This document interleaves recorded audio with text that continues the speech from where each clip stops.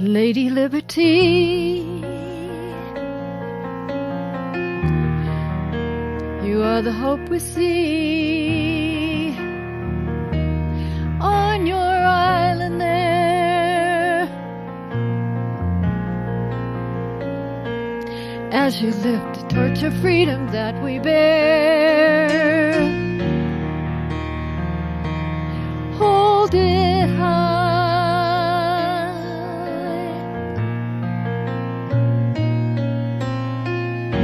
keep your sparkle in the sunlight and your shimmer in the moonlight. It's Culturama, filled with drama. Now that you've been fully turned off by my baritone voice or whatever there is, I'd like to introduce Sonja Reiter, all the way from Bend, Oregon, making it today on memorable Friday the 13th. We're going to have a lucky Friday the 13th. Sonja, welcome aboard. Thank you for inviting me. It's a pleasure to be here. Now, you were born in a little town called Chicago. That's what right. was it like in the good old days? Well, when I was growing up, Chicago was a lot different. Obviously, I'm not exactly a teenager anymore. Really? And I lived on both the north and the south side, and went to 6 or 7 different school systems since my parents divorced a lot. And my brother and I were in systems where they taught a lot of music. So we were lucky in that respect. So in your gyppy existence, what brought you cross country from Chicago to good old Oregon? Well, I met a man who was studying dentistry at the University of Illinois, where I was also a student, and we kind of eloped to California together. Did that a root canal for you? No. He got deeply rooted in you. There you go. Okay. I think that Chicago then was, like a lot of big cities, quite different from how it is now. And there'd be a lot of disappointments going back to the old neighborhoods. Probably so. Many of those schools are closed, and they don't have any of the music programs that they used Dangerous to. areas? I don't know Chicago too has a much. lot of shootouts. I'm going to plow right into your music career. Now, when you were in junior high, middle school, high school, did you have an early interest in music, or how did it come about? I think my mom and grandparents all played the piano and sang, and we used to have song fests around the piano when I was in way back in the 2nd and 3rd grade, especially around the holidays. And my mother was a really nice piano player, not a professional, but she played very beautifully. And she met my real father on the WLS barn dance, and they participated at times in the Grand Ole Opry. He played the harmonica, and she sang and played the guitar. Tell us about some of the songs you remember singing around the piano. Mostly folk songs, like all the standard American folk songs. Not the Big Rock Candy Mountain or Burl Lives? No. The ones that you'd find in the old American folk books, you know. She'll be coming around the mountain. Corny ones like that. And almost the genre that everybody sings in American folk, but you don't hear it at all as much anymore. Clementine would be another kind of corny one.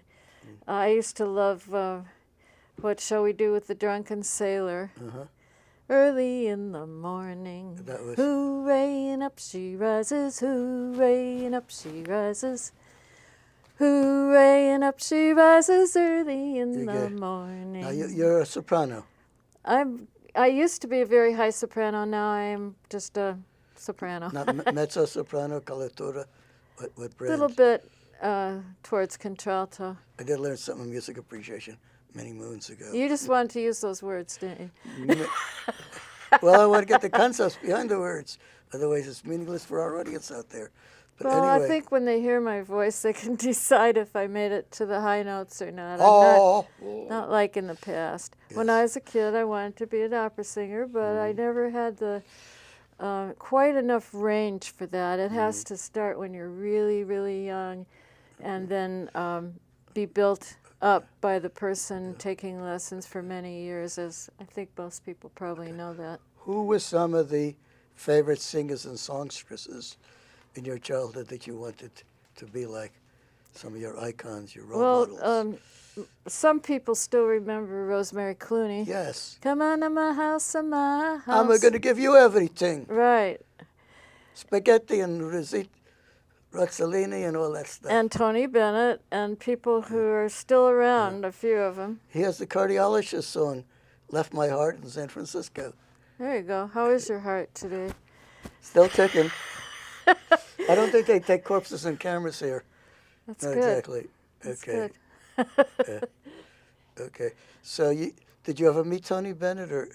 I had friends who knew of him when I lived in Chicago, and they knew friends of his like Jimmy Durante, and I didn't. Everybody's trying to get into the act. Goodbye, Mrs. Calabash. Wherever you I didn't meet him, but we used to go to the clubs like and hear the famous drummers like Buddy Rich and who was that other one? Gene Krupa, and Ahmad Jamal and people like that whose names I think people who love jazz still remember these names. But I'm sort of dating myself a little bit. Have you ever done jazz singing? I've done it a little bit, yeah. Not a lot, but I think I just like ballads in general. If it's a good song and a good ballad, I love it. Especially like the ones from the 60s. Some of the best ballads ever written. Yeah. And going back Grew up in that era. further too. You too. Yeah. Kingston Trio, Peter, Paul, and Mary. Right. Buffy St. Marie. Yeah, we were Clyde, my husband, singers and Dinah Shore and Bing Crosby. The three C's were Como, Crosby, and Cole. and don't forget Dean Martin. Yeah, Nat King Cole. And then Clooney My was husband and the I other were C. talking about the folk singers on the way up here. Mm-hmm. The Joan Baez and Buffy St. Marie and Dusty Springfield and more recently Joni Mitchell. Mm-hmm. I've really intensely listened and focused on the lyrics of a lot of these people. I probably have memorized 500 songs. Words, lyrics. Besides playing on the piano, that many or more. But when you study other people's lyrics, then that gives you ideas as well. Definitely. Now, when did you begin to make the transition from singing to indulging in songwriting? What was your trigger? What flicked that ignited the fire within? I think that many people might be like me. They might have a hard time nailing it down. For me, it was kind of gradual. I went from having 15 or 20 notebooks of lyrics and poems that I'd been collecting since high school, which I didn't have any particular idea of what I was going to do with them necessarily. And then eventually I'd hear little melodies in my head or partial melodies. And I think a person who's creative just keeps building. I had a period where I was into commercial art and photography, and then like a lot of creative people, the thoughts just keep intertwining and building until certain things culminate that weren't there before. It's like you take a kernel of corn and plant it in the ground, and it takes a long time. Eventually, you might see some green stuff sprouting out, but everyone's different. You know that, of course. Yeah. I'm wondering, your husband is watching from the audience as a photographer. He's and the most talented person I know. You talked about your commercial art background, and you generated the next question for me, believe it or not. When you write a song, do you visually picture images going through your mind other than the melody part of the song? And how does that work for you? Sometimes they're there, sometimes they're not. I think Paul McCartney came up with a good interview one time on the radio when he said he woke up out of a dream and the words to the song Yesterday came to him, and he just wrote them down. They were already there. and he had some images that went with that. For me, I get dreams of things, and there's pictures, yeah, but they don't necessarily all go together. For me, I'm just a little bit linear. I'll think of a group of words and go to the piano, and maybe a little bit, there'll be a twist of a lyrical twist, and then there'll be a few notes, a few chords, and then as soon as, like you said, I generated a thought for you, well, I generate more ideas as I begin to put the first few chords down. They begin to multiply themselves. Mm-hmm. So it just kind of feeds on itself. But it doesn't start out as a finished song at all. It's like anything. People say, oh, you're so lucky, you're so talented, and you're this and you're that. Oh, you're so blessed. But it's none of those things. People that take a famous artist, any famous artist, and they'll tell you that they probably worked very hard to develop their skills. What are some of the tricky parts of songwriting the public doesn't generally appreciate?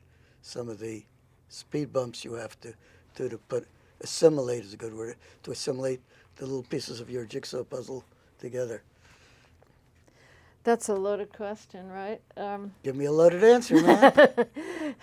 Where to begin? Have you got 10 hours? Okay. Well, just give me some example. Out, what are some of the obstacles that you have to circumvent, go around, or I think the biggest one that I've read from other artists is they get hooked on drugs, or they get hooked on alcohol, they have marriage and family problems, and emotional upsets and so a lot of setbacks. External stuff. And for people to maybe get through all that, for some artists, they just actually thrive a little bit and write about the experience. For me, I think suffering without a piano, having a shoulder problem here and not being able to play the guitar anymore, losing one guitar, having to sell another guitar, my first Red Foley. It could be tragic. Yeah, you go into a fallow period and maybe you have to seek other sustenance. Like for me, I did freelance illustration for a while. And having to support yourself and not reaching out. Maybe you recall having to reach out. If you leave home, you're not going to make it totally on your own unless you embrace other people. Mentoring. Pardon? Mentoring. Getting a mentor at several. Being connected as well. You have to stay connected, and I had a hard time with that because I tended to be a loner. And some of my other single friends also were loners. So here we had a little group of loners. Changing lover's lane to loner's lane. One letter difference. Love and peace, I think, are so inextricably intertwined that you can't really be a fine songwriter and write all these love songs without comprehending a bigger picture. Don't So you? love gives you inner peace, and disruption of love gives you inner turmoil. Have you had turmoil? Usually. I've had a little bit. I don't think Maybe a person is a real... Not that generous an amount, but enough to understand the pain. I got divorced a little over a year ago, and but it was long time coming. I saw it coming and all. But anyway. I think turmoil works with creativity to some extent, and the more artists we read about and know about, the more we can empathize with how much turmoil has actually been there. There's been so many famous people. So many names come to mind that we all know. Let's go into your primary endeavor, Sonja Reiter. It's called Lady Liberty. And tell us how the theme came into being. It started initially in my thoughts and emotions. I had a strong sense of despair about all the wars that our country's been involved with, and 8 or 9 today, yeah. A deep sense of caring for all these soldiers who were dying, and also the ones who come back with all sorts of injuries, and I wanted to express the feeling about that and yet not make it sound as though there's never any hope. I wanted to also express what, if we do have hope beyond all this, what would it be, where would it be, and what can people think about that would give us all solace, if anything. Right. So I started writing all these thoughts down on paper, and each day, each month, I would write more. I think took 2 or 3 years before I could get it all culminated into a synthesized set of words that made sense to me even. So that was a long process for me. And when I'd go to the piano and just fool around dinking out different melodies, I found that unconsciously I was humming these words to one of my melodies. It wasn't like I went to the piano and thought, I wonder what would be a good melody for those words. It wasn't deliberate that way. It just kind of happened. So you got the two parties talking to each other, the words and the melody. And all. But let me just interject an idea you could play with. Probably too late for Memorial Day this year, but next year, if you can contact your local library or music hall there in Bend, Sonja comes all the way from Bend, and ask them if you could do a concert dedicated to the soldiers who've been maimed for Memorial Day, not the dead ones who can't obviously be audience. Their survivors can, but I think a lot of us overlook the maimed soldiers, the injured soldiers, sailors, so-called wounded warriors, and have a concert in their honor. It's a fabulous idea. I would agree with that. I think that's something that a lot of us should be thinking about. It's a big segment of our society that we're living with, and it's almost like a silent segment of people that most of us aren't even thinking about, and we should be. And PTSD is also plays havoc with the wives and families of the returning soldiers, because they bring it and they accidentally inflict it on other people in their circle of friends and family and all. And that's an aspect, the social interaction, that has to be addressed. Maybe somebody will write a song to do that. Now, I don't know if there's a particular kind of song.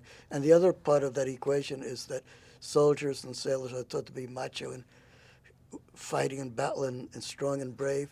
And then when you come home with a post-traumatic stress or an injury, they don't really teach you how to wind down and deal with the adjustment period. And that's a tragedy in itself. It is. And in this song, I've tried to address the aspect of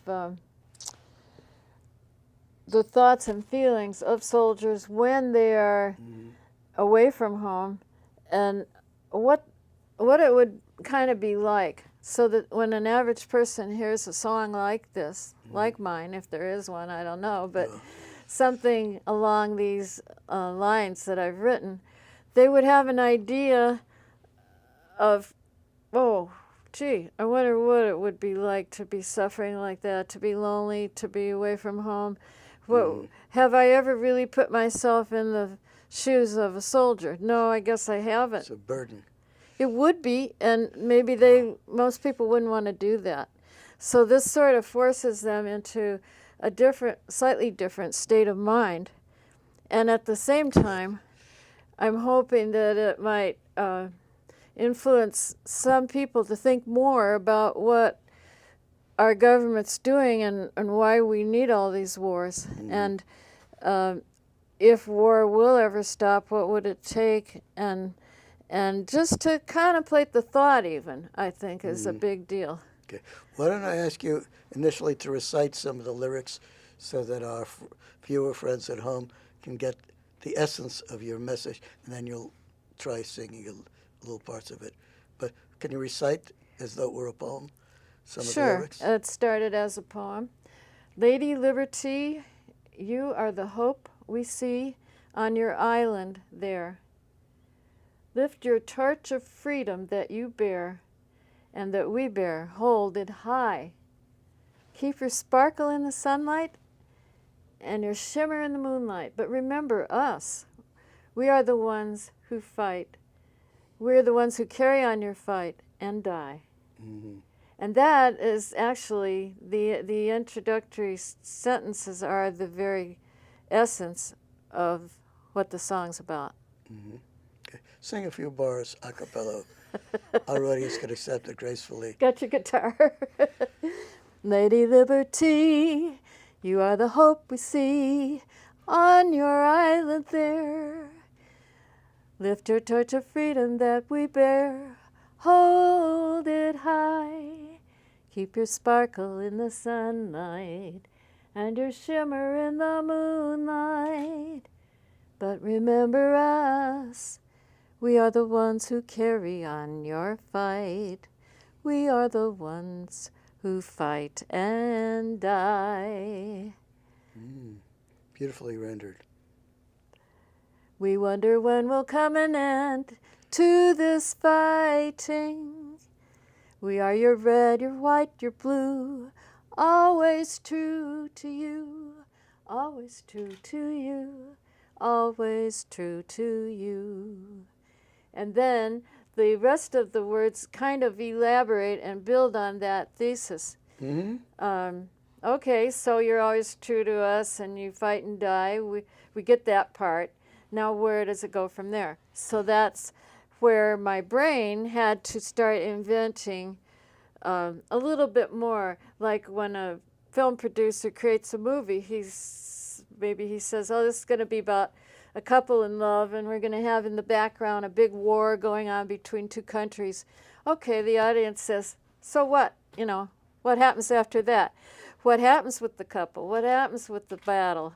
And so I tried to do two things with the rest of the song, and that was to flesh out the thoughts a little bit as to what happens when you're at war, and then finish off the whole thing with, as I said to you a little bit earlier, where do we go from here? Where are these soldiers going to go now? And that's how I lead the song, like some producers do, kind of floating in the air just a little bit. Provoking some deeper thought. Without the subsurface level. if I draw the conclusion for the audience, and good fiction and novel writers know this, they want to leave a little bit of mystery at the end. That's a good idea. Yeah. I'm going to ask you, as we're coming down to closing shots here, tell us a little bit about your formula for instructing or guiding aspiring singers or songwriters. If you want to become a songwriter, what kind of training and background will be helpful? That's a good question. Especially good question considering I'm the last person to be an expert on the subject. Well, your philosophy. I don't have one, but I'll try to extrapolate a little bit. Sounds good.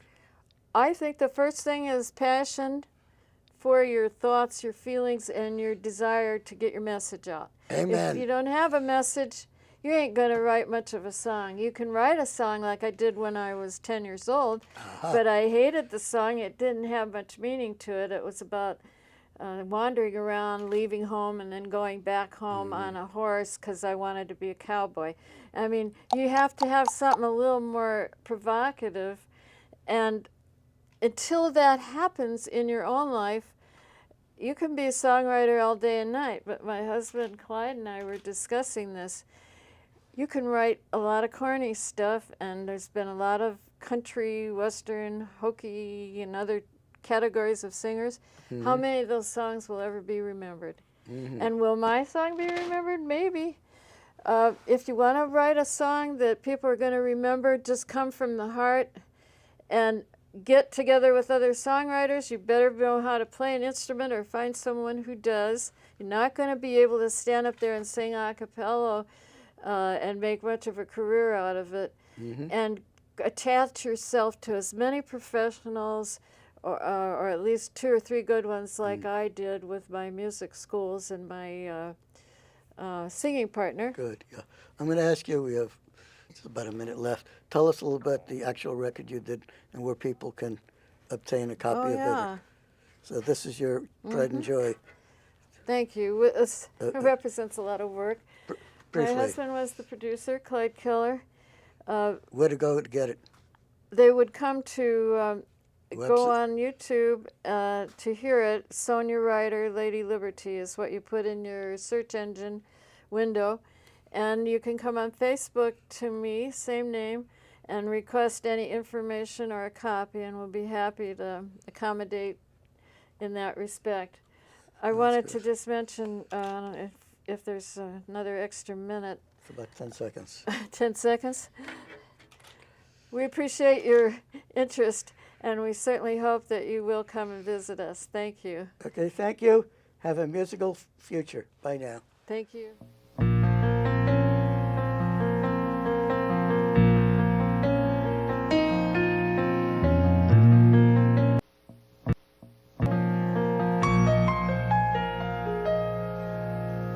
Lady Liberty, you are the hope we see on your island there, as you lift the torch of freedom that we bear. Hold it high,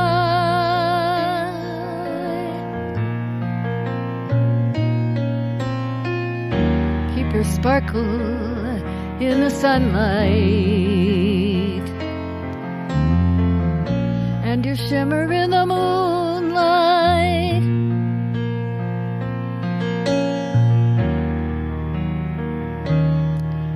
But remember us who carry on your fight. We are the ones who fight and die.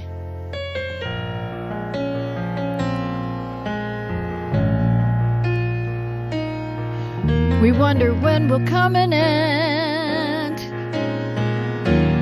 to this fighting.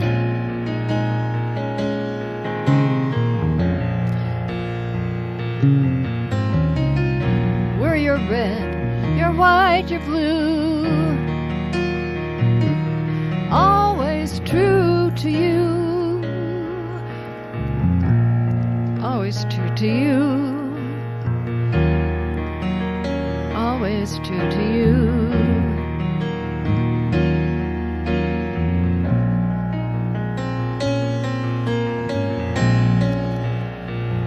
But the skies we see here are red at night.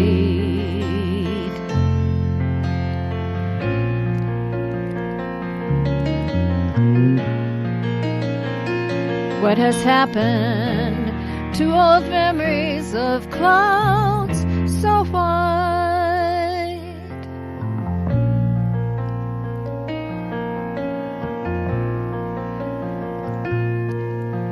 We're lonely for our homeland, it's true, where skies are made from blue.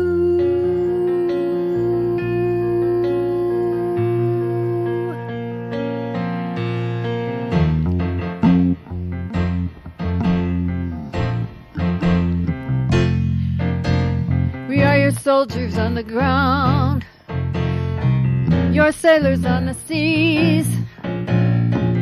We are your pilots soaring through the sky.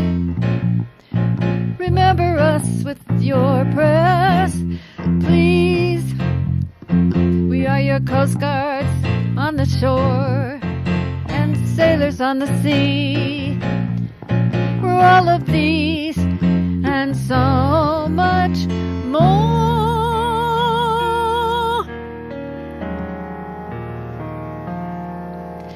Remember us with your prayers, please.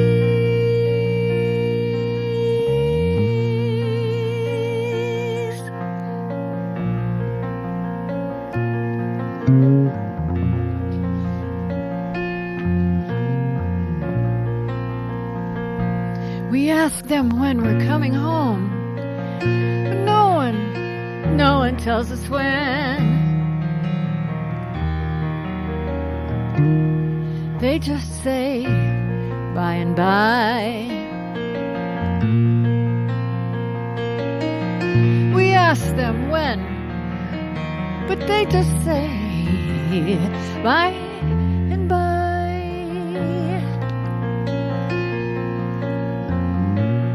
By and by.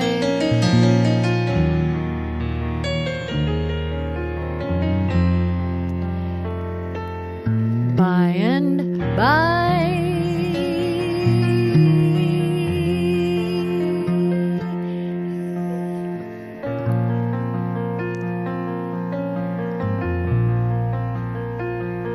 What our hearts feel and what we want the most to do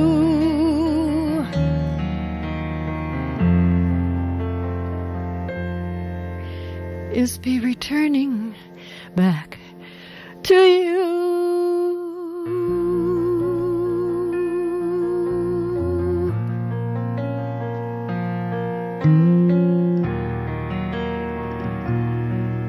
By and by.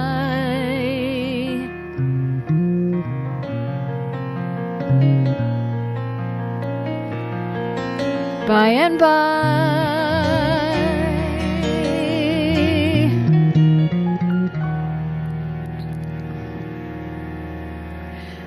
By and by.